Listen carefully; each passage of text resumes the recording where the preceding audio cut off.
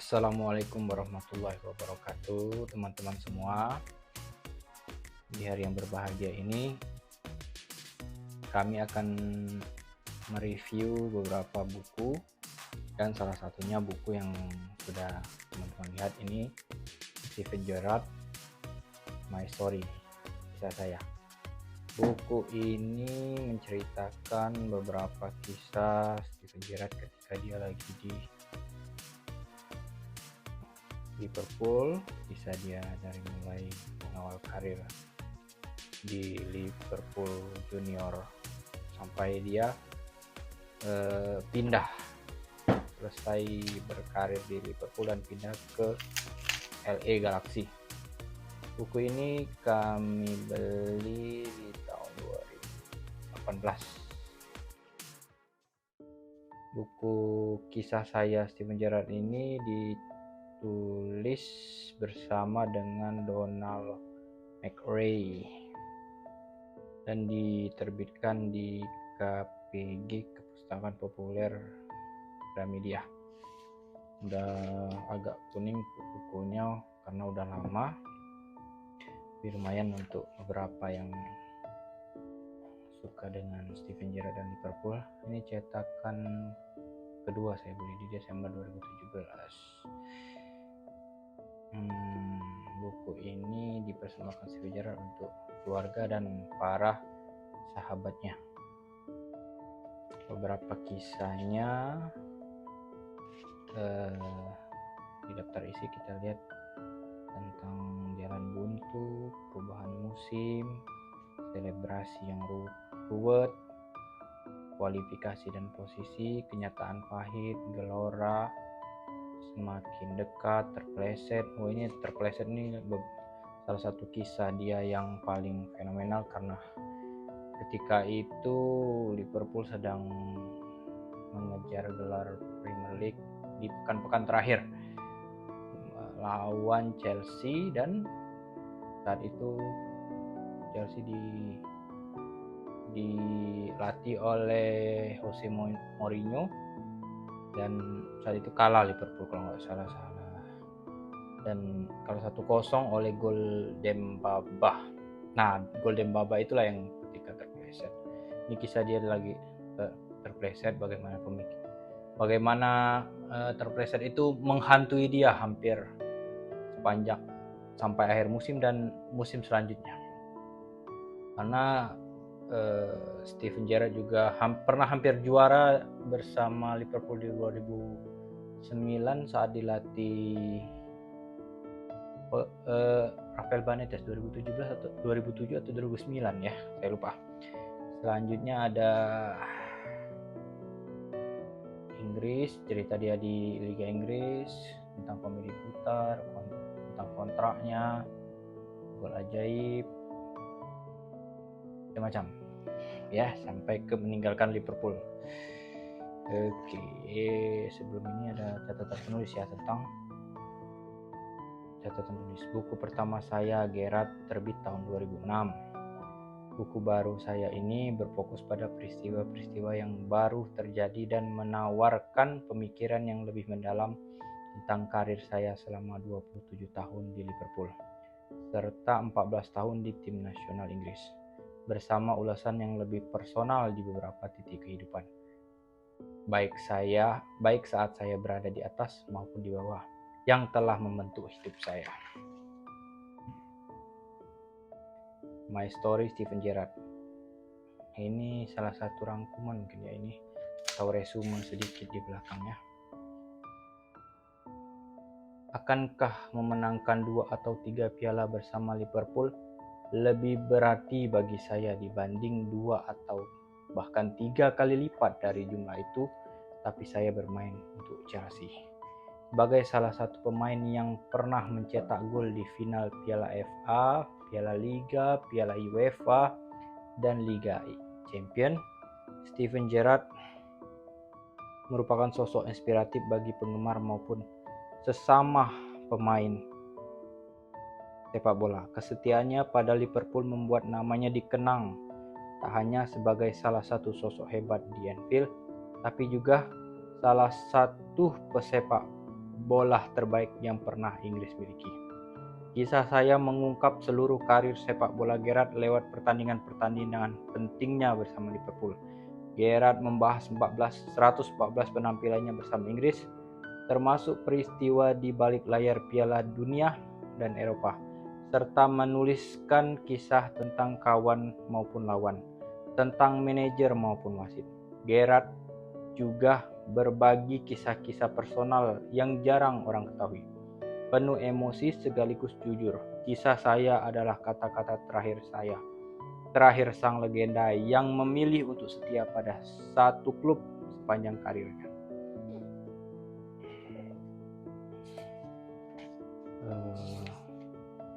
Ini tentang prolog tentang kabur. Kita bacakan prolognya dulu ya. Prolog kabur. Liverpool, Minggu 27 April 2014. Saya duduk di jok belakang mobil dan merasakan air mata meluncur di pipi. Sudah bertahun-tahun saya menangis, tapi dalam perjalanan pulang ini saya tak mampu menahan diri. Air mata terus mengalir pada suatu senja yang cerah di kota Liverpool. Suasana begitu sepi saat kami melaju semakin dan semakin jauh meninggalkan Anfield. Saya sudah tak ingat berapa lama perjalanan berlangsung. Saya bahkan tak bisa bilang apakah lalu lintasnya padat atau selenggang hati saya. Keadaan ini membuat saya frustasi. 1 jam sebelumnya selesai laga melawan Chelsea, rasanya saya ingin menghilang ke dalam lubang hitam. Partai kandang kedua terakhir musim ini seharusnya menjadi pertandingan penentu gelar juara bagi kami. Kami telah menumbangkan lawan berat kami Manchester City pada pertandingan sebelumnya di Anfield. Kami telah menorehkan 11 kemenangan beruntun. 1 kemenangan lagi dan kami hampir pasti akan memenangkan Liga Premier untuk pertama kali sejak Mei 1990. 24 tahun sebelumnya, di bulan saat saya berulang tahun ke-10, tim pujaan saya dan ayah saya itu dilatih oleh manajer Kenny Dalglish dan dipimpin oleh Kapten Alan Hansen. Tim tersebut juga diisi oleh McMahon dan Molby, Bardsley dan Rush, Whelan dan Barnes. Sejak saat itu saya selalu memimpikan hari ini, seorang bocah yang bergabung dengan Akademi Liverpool di usia 8 tahun yang berharap dan berdoa suatu hari dia pun akan menjuarai liga di hadapan The Kop. Debut tim utama saya terjadi pada tahun 1998 saat saya berusia 18 tahun dan saya sama sekali tidak punya bayangan bagaimana rasanya menjadi seorang pria berumur 33 tahun yang menangis di jok belakang. Ini prolog kisah dia yang waktu ke PSV.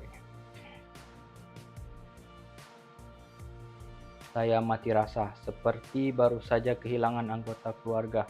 Rasanya seolah seperempat abad yang saya habiskan di klub sepak bola ini menguap begitu saja dari dalam diri saya. Saya bahkan tidak berusaha membendung air mata yang diam-diam menetes saat gelombang peristiwa sore itu berputar-putar lagi dan lagi di kepala saya.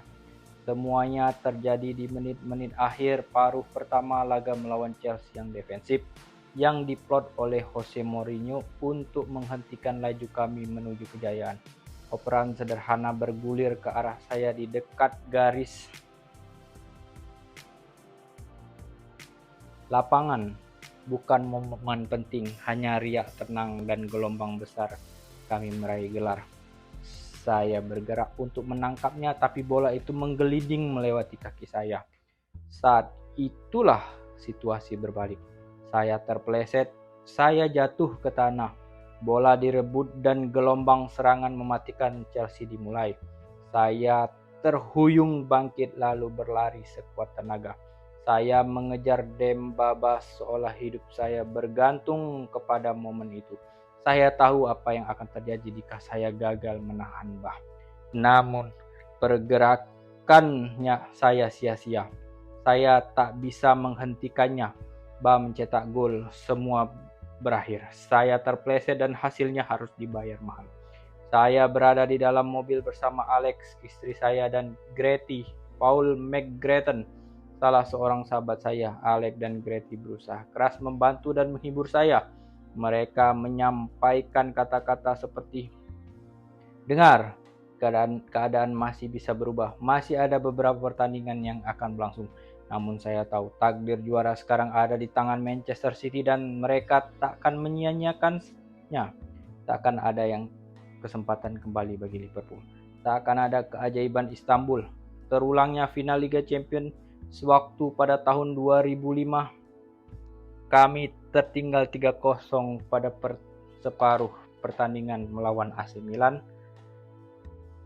jagoan pertahanan asal Italia. Meski begitu, saat melawan baik dan memenangkan pertandingan lewat adu penalti, kami melawan balik dan memenangkan pertandingan lewat adu penalti. Saat itu saya berada di jantung tim. Saya telah menjadi kapten Liverpool sejak bertahun-tahun lalu. Saya mencetak gol pertama dan pertarungan panjang kami untuk menyamakan skor dengan Milan. Saya mengecup dan menggenggam Piala Liga Champions, lalu mengecupnya lagi sebelum giliran orang lain pada malam ajaib itu di Istanbul. Saya tahu manisnya kemenangan sama seperti saya tahu pedihnya kekalahan. Saya telah kehilangan satu lagi final Liga Champions, sekali lagi melawan Milan 2 tahun kemudian. Saya satu-satunya pemain yang pernah mencetak gol di final Piala Liga, Piala FA, Piala UEFA, dan Liga Champions. Saya sudah bermain di lebih dari 100 pertandingan untuk tim nasional Inggris. Di Piala Dunia dan Piala Eropa, saya masih memegang posisi kapten Inggris. Tak lama lagi kami akan pergi ke Brazil untuk turnamen besar terakhir saya. Sementara itu di Liverpool, perjuangan menuntut keadilan masih berlanjut bagi keluarga dari 96 pendukung kami, termasuk di antara mereka sepupu saya yang saat itu berumur 10 tahun. John Paul Gilholly yang meninggal dengan tragis di Hillsborough. Kami baru saja memperingati 25 tahun peristiwa duka itu. Dan akhirnya langkah besar pun diambil untuk membongkar segala kebohongan dan kamuflase yang telah menutupi kebenaran selama ini. Terang dan gelap juga, kebahagiaan dan kesengsaraan adalah dua hal yang akrab. Keduanya hadir bersama, berdiri sendiri-sendiri, tapi tak terpisahkan. Seperti dua tiang gawang yang kosong di Anfield. Kompetisi di liga ini berbeda. Sudah lama saya ingin memenangkannya bersama Liverpool. Dan ketika sekarang peluang itu hilang lagi, saya tak bisa mengandalkan emosi saya. Air mata saya berderai. Pemandangan kota yang saya cintai menjadi buram. Saya menyalahkan diri sendiri. Berbagai macam pikiran memenuhi kepala saya meskipun ini sudah menjadi sifat saya. Sebelumnya saya tak pernah merasa sudah bersikap terlalu keras terhadap diri sendiri atau terlalu memaksakan diri. Saya telah melewati banyak momen besar dalam karir saya dan telah menggapai kesuksesan melampaui impian masa kecil saya. Saya telah bermain dan mencetak gol di banyak pertandingan dan turnamen yang besar yang terasa bagaikan dunia lain jika dibandingkan dengan Bluebell Estate di Huyton, Liverpool 36. Tempat saya dibesarkan. Saya telah melakukan banyak hal yang pasti akan mengejutkan diri saya sendiri seperti bocah. Saya juga telah memberikan semua yang ada pada diri saya kepada Liverpool FC saat latihan di hampir 700 pertandingan. Di luar pertandingan sebagai anggota tim maupun sebagai bagian dari klub, komunitas dan kota ini. Saya tak bisa melakukan lagi dari apa yang sudah saya lakukan. Saya telah memeras setiap tetes ambisi, hasrat dan harapan di dalam diri saya. Pada akhirnya tetap saja semua itu belum cukup untuk membantu kami memenangkan gelar juara yang dirindukan setiap orang di Liverpool. Bukannya menendang umpan diagonal untuk mencetak gol atau menekel bola dengan meyakinkan, atau menyarankan bola lewat tendangan melengkung ke jaring Mark Schwarzer untuk mengesahkan kemenangan kami, saya malah terjatuh. Chelsea mencetak gol kedua di menit terakhir, tapi momen mematikannya adalah peristiwa sederhana yang mengubah arah peruntungan itu. Bolanya datang, sebuah operan dari Mamadou Sakho, lalu saya terpleset, saya terjatuh. The Cop dan seisi Anfield menyanyikan You'll Never Walk Alone, tapi di mobil ini saya merasa terkungkung. Saya merasa benar-benar sendirian. Lagu wajib Liverpool itu mengikatkan kita untuk mengangkat kepala setinggi-tinggi saat berjalan melewati badai. Mengingatkan kita untuk tidak takut gelap, mengingatkan kita untuk terus berjalan menerjang angin dan hujan. Meskipun impian kita telah terhempas dan terbuang, dan untuk terus melangkah dengan harapan di hati kita. Saya tidak merasa masih punya banyak harapan. Rasanya seolah saya sedang menuju tempat rehabilitas untuk pasien dengan kecenderungan bunuh diri. Pada akhirnya saya bicara kepada Alex, memintanya menelpon Stuart Marshall, agen saya, untuk mengatur penerbangan ke luar negeri. Malam itu juga saya perlu menghilang. Saya tidak bisa membiarkan ketiga putri saya mendapati saya dalam keadaan kacau dan terpuruk. Pasti mereka akan sedih melihat ayahnya begitu hancur. Saya perlu menemukan tempat untuk kami menyendiri, hanya saya dan Alex. Tempat yang bakal terasa seperti kota berhantu. Mungkin dengan begitu saya bisa mencoba mengubur kepedihan saya. Saya mendengar suara Alex bicara dengan Struan, tapi rasa pening menyeliputi saya. Mobil kami melaju kencang dan tak lama kemudian kami kembali tenggelam dalam keheningan. Saya tersesat dalam pusaran pikiran dan kenangan akan musim pertandingan yang mendebarkan sekaligus menyedihkan, akan karir yang dipenuhi anugerah serta cinta. Bagaimana saya berakhir di sini, di jok belakang mobil dengan pipi yang masih lembab karena air mata yang telah saya usap. Saya tahu bahwa entah bagaimana saya takkan pernah merasa sesepi ini. Ya, ini salah satu prolog. Ini salah satu tentang cerita jalan buntu.